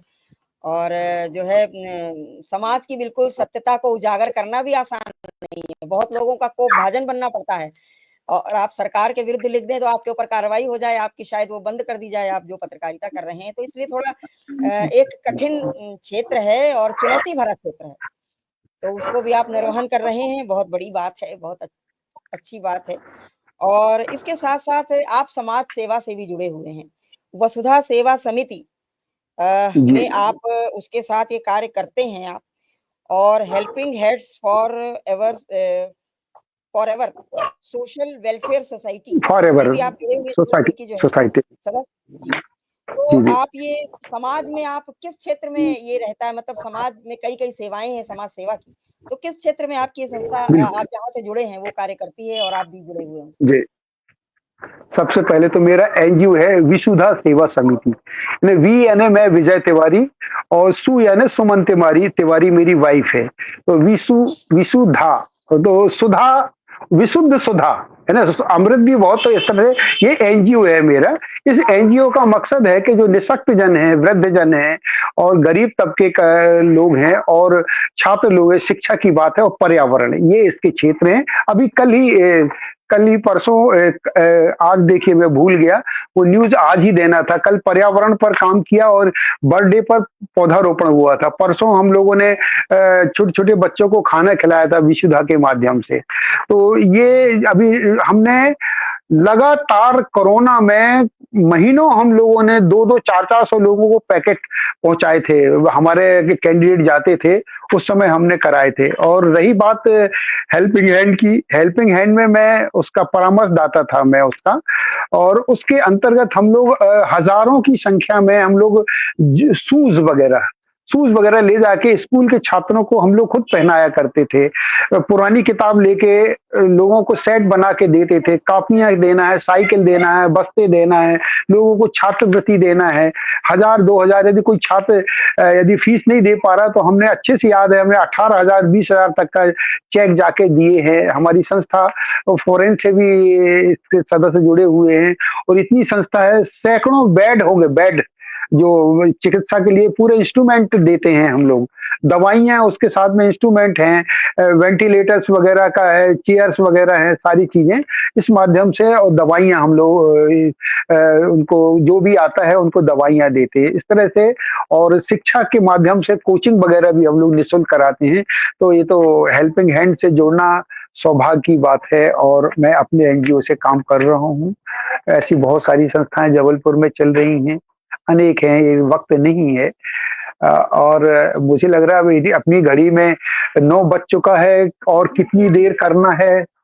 जी। बस थोड़ी बहुत अपनी वार्ता हो जाए और तो ये हो गई आपकी समाज सेवा की बात और आप देखिए समाज से भी जुड़े हुए हैं, साहित्य से भी जुड़े ज़रूर। हुए हैं, पत्रकारिता से भी जुड़े हैं हुए हैं और आप कई-कई संस्थाओं से जुड़े हुए हैं, तो बहुत बड़ा काम होता है। तो ये सब काम आप सर्विस में रहते हुए करते रहे हैं या कि कैसे ये सब मैनेज हो पाता है? बहुत बड़ा काम होता है ये सब।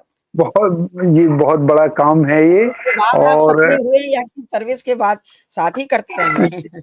बिल्कुल, सर्विस प्लान इसलिए करना हुआ कि चूँकि लायबिलिटीज़ थोड़ा-सा कम बोलूँ मैं, एकमात्र मेरा लड़का है और पत्नी भी सर्विस में थी और ऑफ़िस भी शहर में ही था, 5-6 किलोमीटर दूर ऑफ़िस था। ऑफ़िस में बैठ के और घर में आके आज भी मेरी यह है कि करीब 4 से 5 घंटे सोता हूँ मैं, 1 से लेके 6 तक, मुश्किल से साढ़े 5-6 तक।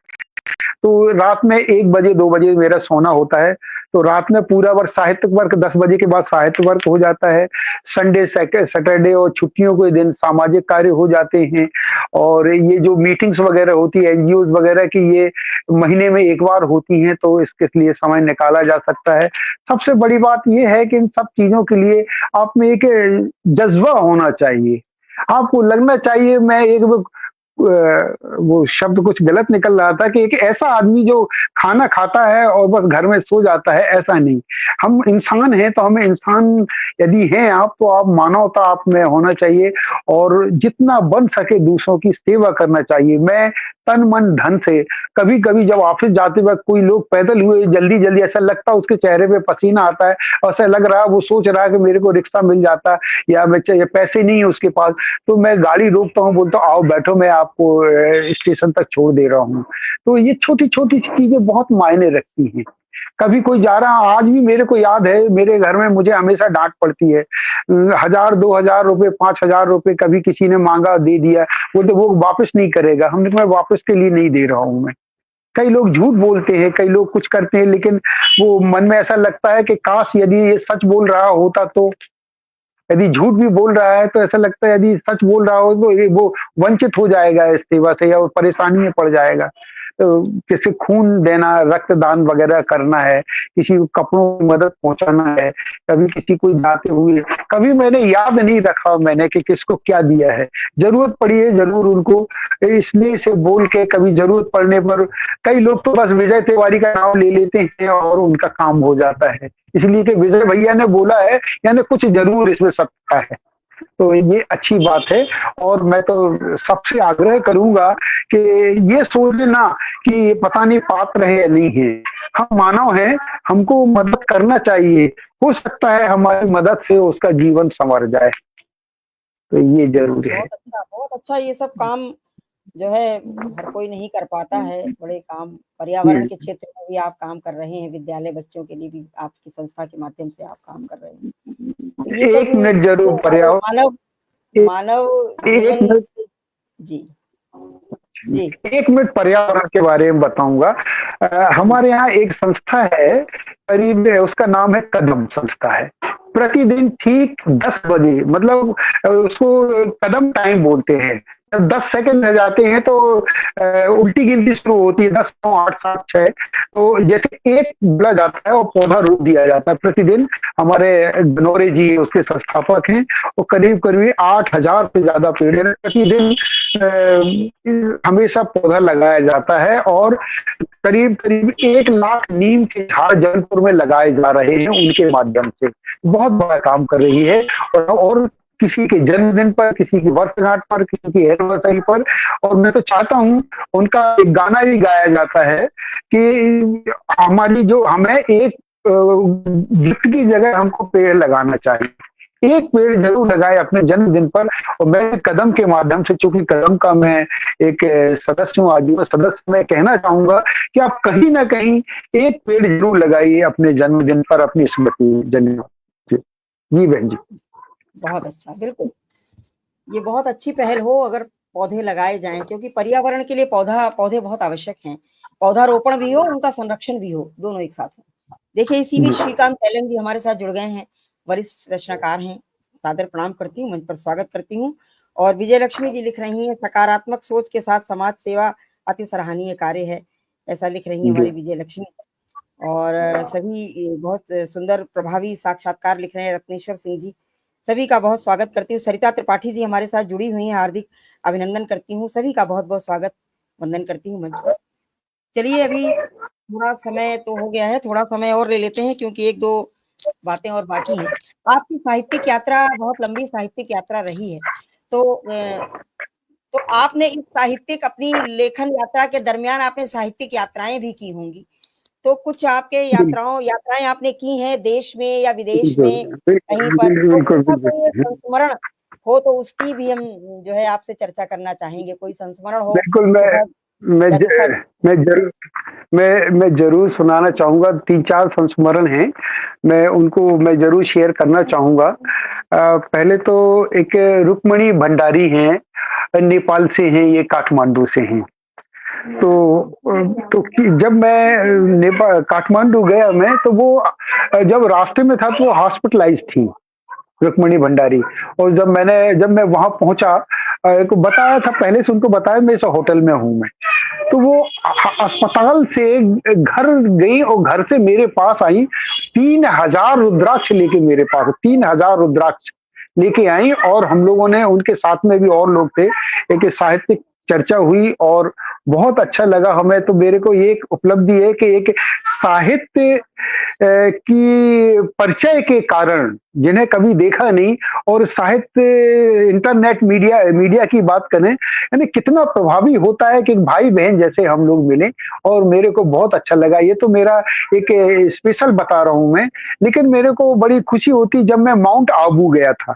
तो माउंट आबू में केवल 5 कवि थे, पूरे राष्ट्रीय स्तर पर 5 कवियों को मंच पर बुलाया गया था। बहुत बड़ा ऑडिटोरियम हॉल था माउंट आबू में, मधुबन में था वो, करीब हजारों लोग बैठे हुए थे और 137 देश उसको टेलीकास्ट कर रहे थे। 137 देश। वहां मैंने जो अपनी रचना सुनाई थी तो वो मेरे लिए एक उपलब्धि से कम नहीं है। इसके अलावा तो मांडू वगैरह जाना हुआ हो, पचमढ़ी जाना हुआ हो या और भी ऐसे बहुत सारे यानी हम लोग साहित्यिक यात्राएं तो होती ही रहती हैं। मैं चाहे मुंबई जाना हुआ हो, अखनूर में मेरे 2-3 प्रोग्राम हुए, चूंकि अखनूर जम्मू से 28 किलोमीटर चिनाब नदी के किनारे है, तो वहाँ 2 किताबों का मेरा भी विमोचन भी हुआ था। वहाँ की साहित्यिक गतिविधियां मेरे को मानस पटल पर हमेशा याद आती हैं। इसमें एक उल्लेखनीय और बात बताना चाहूंगा। सन 2011 में अ, एक यानी जबलपुर रत्न एक वो दिया जाता है। तो इसमें सबको यानी वोटिंग होती है पूरे जबलपुर की। 8 विधाओं में वोटिंग होती है, समाज सेवा के लिए, चिकित्सा सेवा के लिए, इस तरह से साहित्य वो संगीत सेवा के लिए। तो 5 लोग हमारे जबलपुर से उसके उनको वो चुना गया था कि इनको करे पैनल में किसको देना। तो मुझे साहित्य रत्न, जबलपुर साहित्य रत्न मेरे को चुना गया और अभी तक स्मृतियां हैं। वो फिल्म फेयर अवार्ड जिस तरह से मिलते हैं, सारे राजनेता वगैरह थे और उसके माध्यम से मेरी उपलब्धियों के दौरान जबलपुर की जनता ने मेरे को चुना। ये मेरे लिए बहुत बड़ी उपलब्धि की बात है। इस तरह से ये साहित्य जबलपुर साहित्य रत्न मेरे को दिया गया। तो ऐसे और भी बहुत सारी ऐसी चीजें हैं जो एक और आपको नर्मदा महोत्सव होता है, बहुत बड़ा महोत्सव होता है जबलपुर में। तो वो भी मुझे लग रहा है 2012 की बात होगी। तो 16 लड़कियों ने कैलाश खेर जो गायक हैं, फिल्मी गायक हैं कैलाश खेर, तो वो उनके गायन वो उपस्थित थे वहां पर। 16 लड़कियों ने इसी मेरे नर्मदास्तक पर और उन्होंने पूरा नृत्य किया था। तो वो नृत्य नाटिका थी बहुत बड़ी। तो ये मेरे लिए पूरे जबलपुर में मेरे को स्थान मिलना और मेरे ही नर्मदास्तक पर डांस होना, ये मेरे लिए एक बहुत बड़ी उपलब्धि है। बहुत सुखद अनुभव हैं आपके। और आपने जो भंडारी जी की बात की वो भी बड़ी आत्मीयता वाली बात हाँ थी, जी, क्योंकि कोई नहीं आता है जी, उस तरह जी, मुलाकात करने। और जो जी, आपने जी, अपनी आपको जो वो उपाधि दी गई वो भी एक जी, सर्वप्रिय लोकप्रिय जो लोग होते हैं उन्हीं को दी जाती है। तो वो भी जी, आपको जी, मिली, तो आप की लोकप्रियता उसको दर्शाती है। और नर्मदेश्वर वाली जो बात की ये भी बिल्कुल, बहुत सुखद बिल्कुल। अनुभव है। बहुत सुंदर ये अनुभव सुखद जीवन के जो होते हैं, ये बड़े अपने लिए अपने को ऊर्जा देते रहते हैं, अपना मनोबल बढ़ाते रहते हैं। चलिए, तो अब चूँकि समय भी आगे बढ़ रहा है, तो चलते-चलते एक बात और करती हूँ कि आप तो बड़े साहित्यकार हैं, साहित्य मर्मज्ञ भी हैं। तो आज हमारे साहित्य का जो परिदृश्य है हमारे समाज में, जो सृजन है हमारे समाज में, तो उसके विषय में आपका क्या दृष्टिकोण है? आप क्या कहेंगे? इसके आपके विचार जानना चाहेंगे। बिल्कुल संक्षेप में बताना चाहूँगा। यानी आप मेरे से प्रश्न कर रही हैं और मेरे को मैं यदि ये कहूँ कि इतनी उदासीनता चेहरे पर होती है, इतना यानी इतना वो कष्ट होता है, यानी हृदय में इतना कष्ट होता है कि आज जब मंच पर एक कवि खड़ा होता है, तो कई बार तो वो एक भी पंक्ति नहीं बोलता चुटकुलों के अलावा।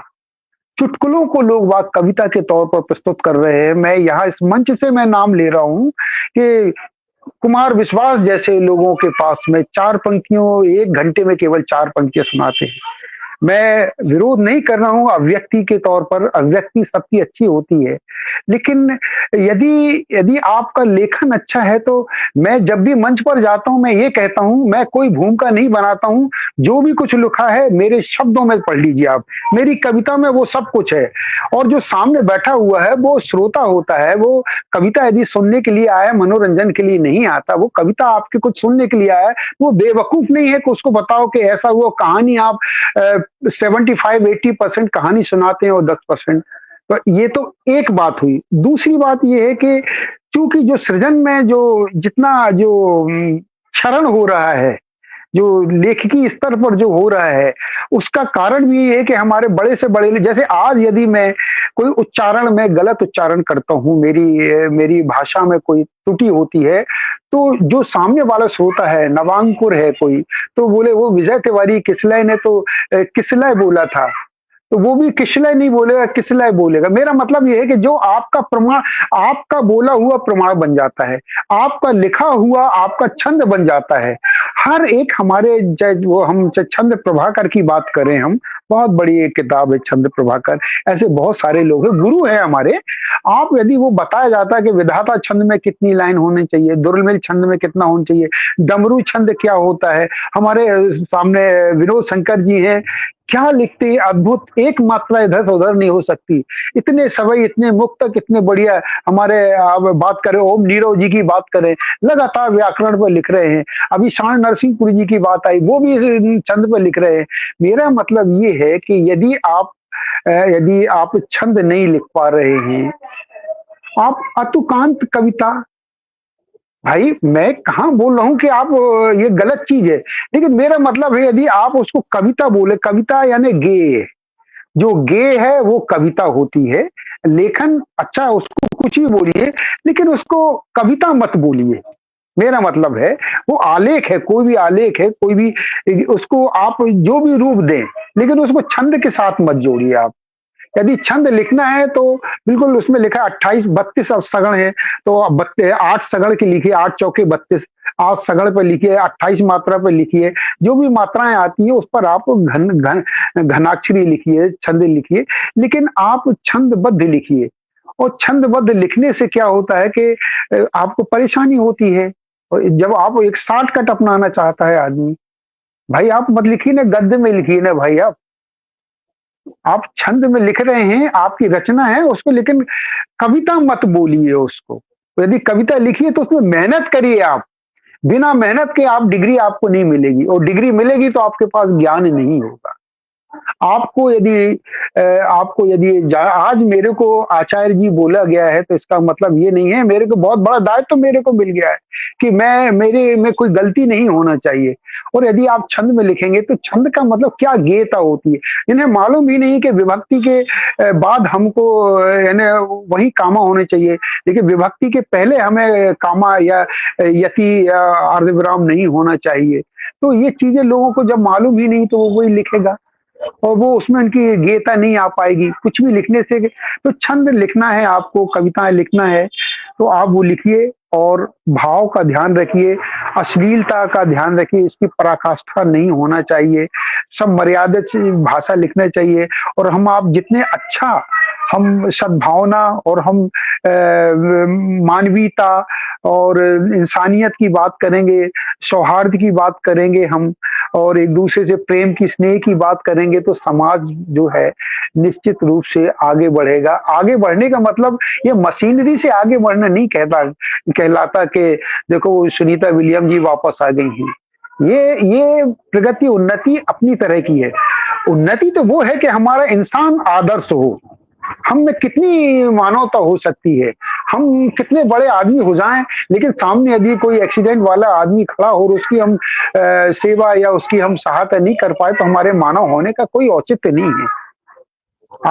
एक आदमी, खुशी की बात कर रहा हूँ, इसमें उदाहरण दे रहा हूँ, एक गरीब व्यक्ति की लड़की की शादी हो और एक करोड़पति की शादी हो, लेकिन जब विदा करने के बाद में जब वो एक निश्चिंत हो जाता है, उसके चेहरे की मुस्कुराहट यदि कोई मीटर होता ना, तो वो करोड़पति का मीटर और उस गरीब का मीटर, दोनों का मीटर बता देता कि दोनों की खुशी बराबर है। तो धन से इसका वो लेना देना है। इसी तरह मानवता का हमें कितना कुछ भी आप पैसे से बड़े हो जाएं और आपके मन में मानवता नहीं है, स्नेह नहीं है, सौहार्द नहीं है, प्रेम नहीं है, तो आपका जीना तो बिल्कुल जानवरों जैसा है। मेरा ये है, यदि मानव है तो मानवता, ईश्वर ने आपको ये जन्म दिया है, इंसान का बहुत कम मिलता है, और यदि इंसान का जन्म दिया है, मानव का जन्म दिया है, तो हम उसके अनुसार चलें। मानवता के कुछ जितना हमसे हो सकता है उतना करें हम। आप संतोष रहना सीखें आप। मुझे लग रहा है संतोष, जितनी आप में संतोष आपके दिमाग में, आपके मन में ये भावना रहेगी, मैं बता रहा हूँ, आपको अच्छी नींद आएगी, आपके कम से कम शत्रु होंगे, आप अच्छे से ये पूरी ज़िंदगी गुज़ार पाएँगे। जी बहन जी। बहुत बढ़िया। बहुत बढ़िया आपने कही, जो आज साहित्य में चुटकुलेबाजी चल रही है, और चुटकुलेबाजी के साथ-साथ आजकल व्यंग्य भी लिखे जा रहे हैं, बड़े अजीब तरह के व्यंग्य लिखे जा रहे हैं। वो अच्छी तरह वास्तव में जो से व्यंग्य होते हैं, जो तंज होते हैं हमारी सामाजिक विसंगतियों पर, उनको वो दिखाई कम देते हैं, लेकिन आपसी द्वेष, आपसी ईर्ष्या, ज़रूर। एक-दूसरे के लिए कुछ भी कहना होता है तो ऐसा व्यंग्य लिखा जाता है जो कि साहित्य के नाम पर एक कलंक सा लगता है, मतलब व्यंग्य का भी उपहास लगता है। तो इस तरह का साहित्य सृजन आजकल हो रहा है, हम सभी देखते हैं, तो ये बड़ी साहित्य की पीड़ा है। आपने बड़ा विस्तार से इस विषय पर बात की है, और निसंदेह हर साहित्यकार का, जो वास्तव में साहित्यकार है, ये अनुभव है, ये पीड़ा है। तो इसमें कुछ इस पर विचार करने की आवश्यकता है। साहित्यकार जो अपने को साहित्यकार कहते हैं, लेकिन इस तरह का अगर लेखन है तो उनको उस पर विचार करना चाहिए, क्योंकि साहित्य ही समाज का दर्पण होता है। बहुत बड़ी ज़िम्मेदारी होती है एक साहित्यकार की। पत्रकार हो या बिल्कुल। साहित्यकार हो या समाज सेवी हो, बहुत बड़ी ज़िम्मेदारी होती है। आप जैसा अभी ने कहा, आप खाओ, सो और जीवन यूँ ही कट जाए, तो उसमें तो आपको कोई दिक्कत नहीं, कोई पीड़ा नहीं है।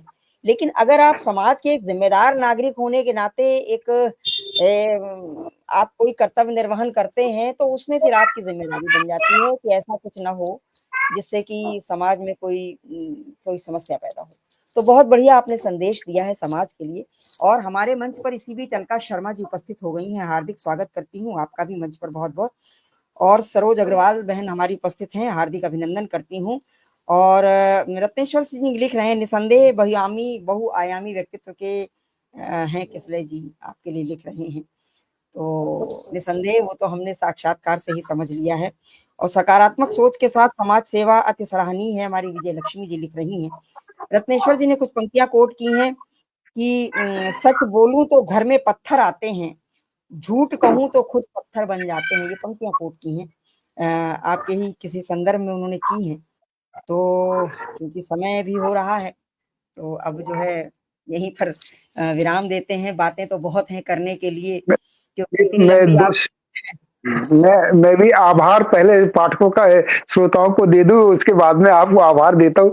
मैं ये बताना चाह रहा हूँ कि इस मंच पर जिस ढंग से विनोद शंकर जी की बात करें हम, रत्नेश्वर जी की बात करें हम, हमारे अग्रज डॉक्टर महेंद्र अलंकार जी की बात करें हम, ये जितने भी और भी सब सुनेंगे, मुझे अच्छे से याद है, मुझे अच्छे से मालूम है कि अभी वक़्त नहीं है, लेकिन भूदत्त शर्मा जी भी सुनेंगे, हरीश शुक्ला भी सुनेंगे, सारे लोग इस वीडियो को देखेंगे, और मैं उन सब का बहुत-बहुत आभार व्यक्त, और मैं जिनसे मैं परिचित नहीं हूँ, और मैं अभी जब देखूँगा मैं ज़रूर सबको कमेंट से अपनी टिप्पणियों से अपना आभार व्यक्त करूँगा।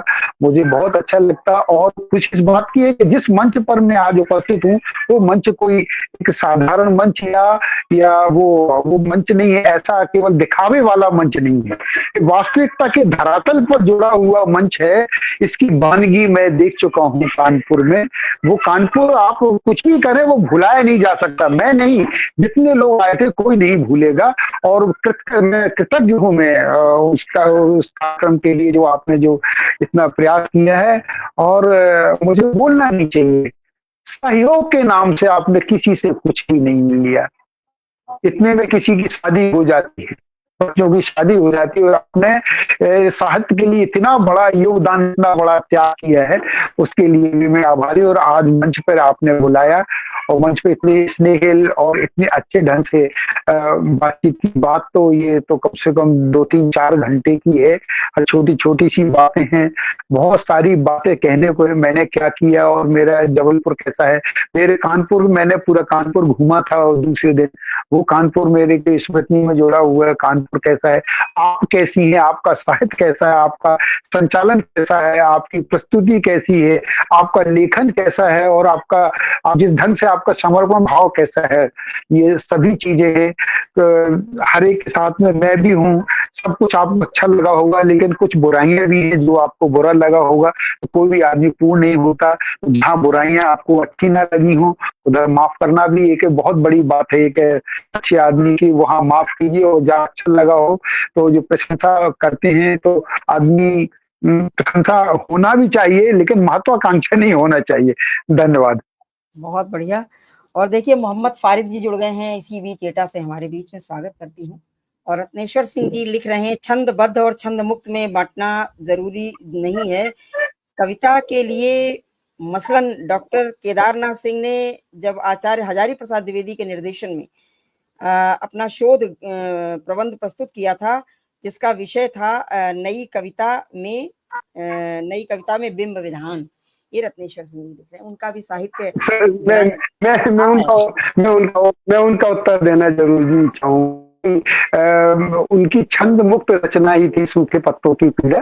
असल में मैंने भूमिका में मैंने कहीं भी नहीं लिखा कि कविता नहीं है, कविता है। वो मेरा आशय, निराला जी जिस विधा में लिख रहे हैं उस विधा में रत्नेश्वर सिंह जी ने भी लिखा है, वही विधा है। वो निराला जी ने मुक्त छंद पे लिखा है, तोती पत्थर या और भी आपने रचनाएं देखें, उन्होंने बहुत अच्छा लिखा है। मेरा आशय ये नहीं है, मैं बोल रहा हूँ वो एक विधा है। एक्चुअली में जो जो अतुकांत लिखा जाता है वो एक अतुकांत जो लिखी जाती है उसका एक अपना लय होता है। आपने जितने बार हमारे अग्रज डॉक्टर साहब की रचना सुनी, उनमें से अधिकांश रचनाएं छंद मुक्त होती है, लेकिन कहीं आपको ऐसा नहीं लगा होगा ये छंद में नहीं है। उसमें एक अलग विराम होता है, उसमें पढ़ने का एक लहजा होता है, एक लयात्मकता होती है। जिस मैंने अपनी भूमिका में भी लिखा है कि लयात्मकता होती है। मेरा आशा ये नहीं था। मेरा आशा ये है कि मैं छंद, चूंकि मैं छंदबद्ध लिखने का मैं प्रवर्तक नहीं, मैं मतलब मैं उसका अनुसरण करता हूँ मैं छंद में लिखने की। तो मेरा ये कहना ऐसा है कि दूसरे भी, अब रत्नेश्वर जी ने छंदबद्ध रचनाएं लिखी है, बहुत अच्छे लोकगीत लिखे हैं, मेरा उनसे विरोध नहीं है। लेकिन या एक चना मेरे जैसा आदमी भंडा नहीं फोड़ सकता। यदि मैं बोल दूं कि ना लिखा जाए वो छंद मुक्त या छंदहीन, तो ऐसा होगा नहीं, क्योंकि वो भी लिखे जाएंगे। उनका अपना महत्व है, अपना अपना उद्देश्य रहता है, वो किसी कमतर नहीं है। और हमेशा मैंने बोला है कि कोई छंद मुक्त रचना सुना रहा है, मैं कई बार तो छंदबद्ध रचनाओं से ज्यादा श्रेष्ठ रचना छंद मुक्त होती है।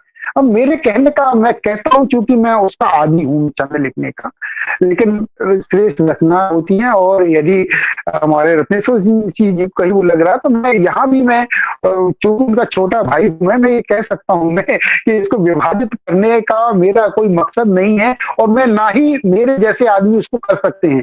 निराला जी की विधा को कौन भला जुटला सकता है। बस कहने का मतलब है, मेरी अभिव्यक्ति है, मौलिक अभिव्यक्ति है, बस ये मैंने कहा है। क्षमा प्रार्थी हूँ मैं रत्नेश्वर सिंह जी का, वो हमेशा लड़ाई होती है हमारे दोनों में, और आज मैंने मंच से भी ये बता दिया उनको। जो एक भ्रम की स्थिति थी वो दूर हो गई। तो चलिए, बहुत अच्छी वार्ता रही आज, बहुत अच्छा लगा और बड़ी सार्थक वार्ता रही। मतलब हर विषय पर व्यक्तित्व के आपके एक एक बिंदु को लगभग, भले ही पूरा विस्तार न दे पाए हों, लेकिन जो है हर बिंदु को हमने छूने का प्रयास किया है, और निसंदेह आपका व्यक्तित्व है। तो चलिए, मंच पर भी हमारे बड़े मनीषी उपस्थित रहे, सभी का बहुत हार्दिक अभिनंदन, हार्दिक आभार करती हूँ, साधुवाद करती हूँ। और आपका इतना अमूल्य समय मुझे मिला, लगभग 1.5 घंटा हो चुका है हमारी बातचीत करते हुए, और तो चूंकि समय सीमा होती है तो हमें यहाँ विराम देना होगा, अन्यथा वार्ता तो अभी बहुत लंबी हो सकती है। तो आज इस कार्यक्रम को यहीं पर विराम देती हूँ। फिर मिलेंगे कभी किसी मंच पर, तो व्यक्तित्व के और भी जो पक्ष छूट गए होंगे उन पर भी चर्चा करेंगे। तो बहुत-बहुत आभार अमूल्य समय देने के लिए, साधुवाद और चलिए आप बहुत-बहुत अब अभिनंदन पुनः सभी का साधुवाद, आभार पुनः-पुनः बहुत-बहुत कृतज्ञ आपका भी धन्यवाद। बहुत-बहुत सही पार्टी श्रोताओं का और आपका बहुत-बहुत आभार। शुभ रात्रि।